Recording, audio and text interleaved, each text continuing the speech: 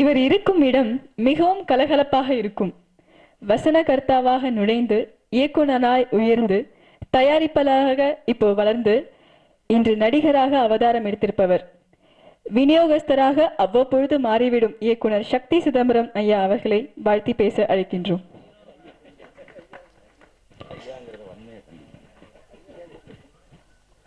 மேடையில் அமர்ந்திருக்கும் கலையுலக வல்லுநர்களே, பத்திரிகை நண்பர்களே, ஊடக நண்பர்களே, காலை வணக்கம். இந்த பிஆர்ஓ மதுரை செல்வம் சார் வந்து ஒரு 3 நாளைக்கு முன்னாடி தலைவர் இந்த மாதிரி ஒரு ஃபங்க்ஷனு அப்படின்னு என்ன டைட்டில்னு கேட்டேன்.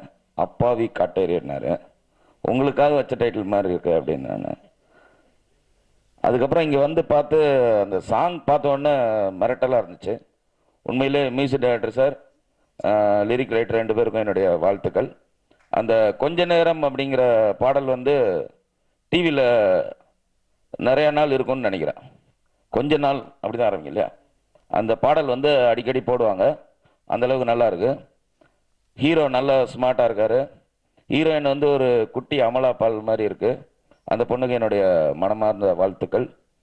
டைரக்டர் பேசும்போது அவரோட பேச்சில் வந்து ஒரு உண்மை, ஒரு ஜென்யூனிட்டி இருந்துச்சு. அவர் வந்து ஒரு 15 படம் பண்ண ஒரு டைரக்டரு. அவர் ரொம்ப ஹம்புளாக, ரொம்ப அவர் பண்ண அச்சன் அந்த மாதிரி படங்கள்லாம் நிறையா கேள்விப்பட்டேன், பார்த்ததில்லை. அவருக்கு வந்து தமிழ்நாட்டில் கண்டிப்பாக ஒரு ரெட் கார்பெட் விரிக்கலாம். கண்டிப்பாக அதுக்கு எல்லாரும் ஒரு கரகோஷம் கொடுப்போம். அதனால் ரெட் கார்பெட் தான் போட்டிருக்கேன். நாங்கள் தமிழில் வந்து எப்போவுமே வந்தாரை வாழ வைப்போம். நாங்கள் வந்து சென்னைக்காரன் வந்து மும்பை எக்ஸ்பிரஸ்ன்னு எடுத்தால் ஓடாது. ஆனால் மும்பையிலேருந்து எடுத்து சென்னை எக்ஸ்பிரஸ்னா ஓட வச்சுருவோம்.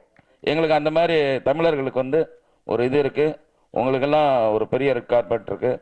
அந்த ப்ரொடியூசர் சொன்ன மாதிரி கோபகுமார் அப்படின்னு பேரில் இருந்தாலும் அவர் ஃபேஸில் வந்து ஒரு பயங்கர சாந்தம் இருக்குது. அவர் தமிழ் சினிமாவுக்கு வந்து நிறைய படங்கள் எடுத்து எல்லா படங்களும் பெரிய வெற்றி அடையணும். டோட்டலாக கேமராமேன் எல்லாமே இது ஒரு நல்ல டீம். அப்புறம் இந்த பேய் படங்கள், இந்த காட்டேரி, இந்த மாதிரி படங்களுக்கு இப்போ மக்கள்கிட்ட வந்து ஒரு நல்ல எதிர்பார்ப்பு இருக்குது. முன்னாடினா பேய்னா ஓடுவாங்க, இப்போ பேய் படம் நல்லா ஓடுது. அதனால வந்து இந்த மாதிரி படங்கள் மனுஷனை நம்புறதை விட இந்த மாதிரி நம்பி போகிறது பெட்டர்னு டைரக்டர் முடிவு பண்ணி இறங்கியிருக்காரு. இந்த ரத்த காட்டேரி ஒரு பெரிய இந்த அப்பாவி காட்டேரி ஒரு பெரிய வெற்றி படமாகி மறுபடியும் அந்த வெற்றி விழாவில் நாம் சந்திப்போம் என்று கூறி நன்றி கூறி விடைபெறுகிறேன். நன்றி, வணக்கம்.